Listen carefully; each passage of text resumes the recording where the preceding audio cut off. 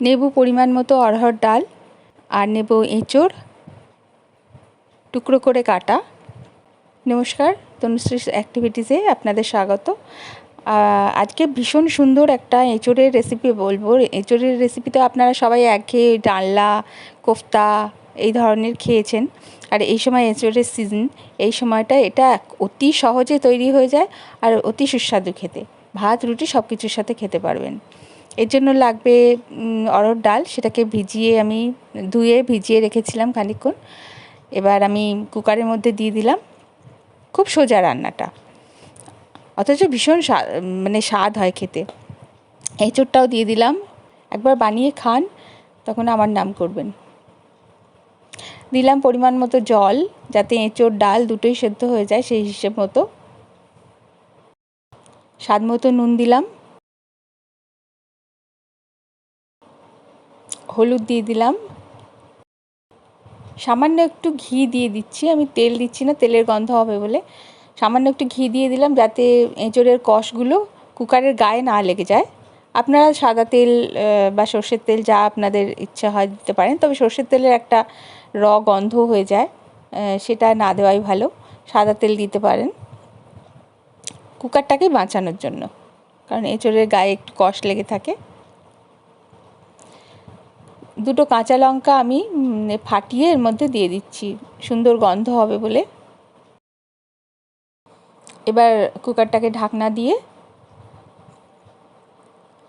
আমি সিটি দিয়ে নেব, যাতে ডালটাও গলে যায় আর এঁচোড়টাও সেদ্ধ হয়ে যায়। প্রায় চারটে সিটি দিতে হবে। 4টে সিটি দিলে দুটোই সেদ্ধ হয়ে যাবে। ডালটা আগে থেকে যদি একটু ভেজানো থাকে, তাহলে খুব ভালোভাবে সেদ্ধ হয়ে যাবে।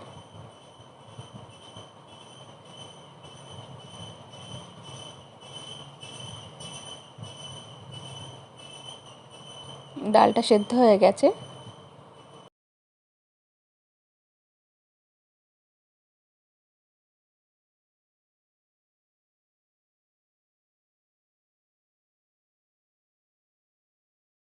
এবারে আসল কাজটা, ফোড়ন দেওয়া। এই ফোড়নটা পুরোপুরি ঘিতে দিতে হবে, একটু বেশি করে ঘি দিতে হবে। আমি দিলাম গাওয়া ঘি, 1.5 চামচ মতন গাওয়া ঘি দিয়ে দিলাম। এটার ওপরই পুরো স্বাদটা নির্ভর করে। মানে এত সুন্দর এটা।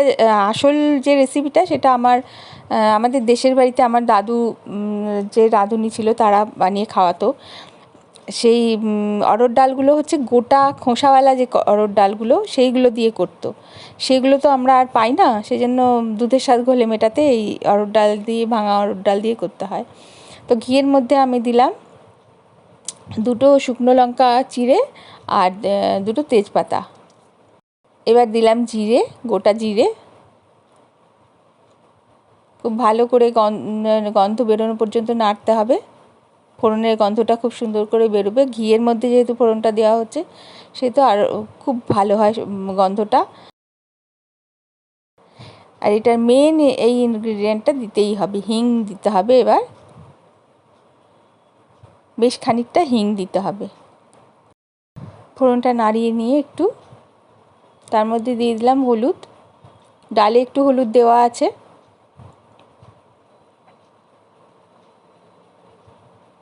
হলুদটা সবসময় ফোড়নে তেলে দিতে পারলে তার কাঁচা গন্ধটা চলে যায়। এবার ডালটা এতে ছেড়ে দিলাম, এঁচোড় শুদ্ধ ডালটা। নুন হলুদ ডালে দেওয়া ছিল।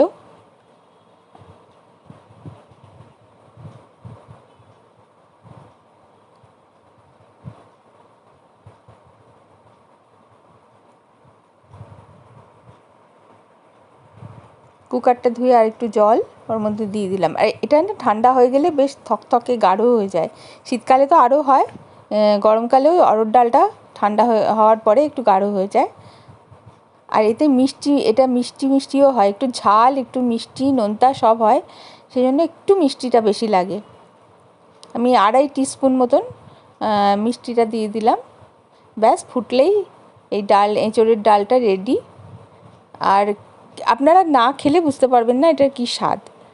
একবার অবশ্যই বানিয়ে আমাকে জানান ভালো লাগলো কি লাগলো না। ব্যাস, রেডি।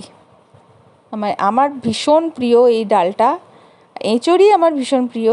তার সাথে যদি এই ডালটা যদি বানাই আমার ভীষণ ভালো লাগে। ডাল দিয়ে ভাত দিয়ে রুটি দিয়ে যা দিয়ে খাবেন ভীষণ সুস্বাদু খেতে। তো ভিডিওটা ভালো লাগলে অবশ্যই লাইক শেয়ার কমেন্ট করবেন আর পাশে থাকবেন।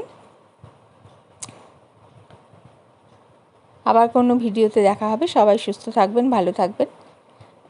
নমস্কার।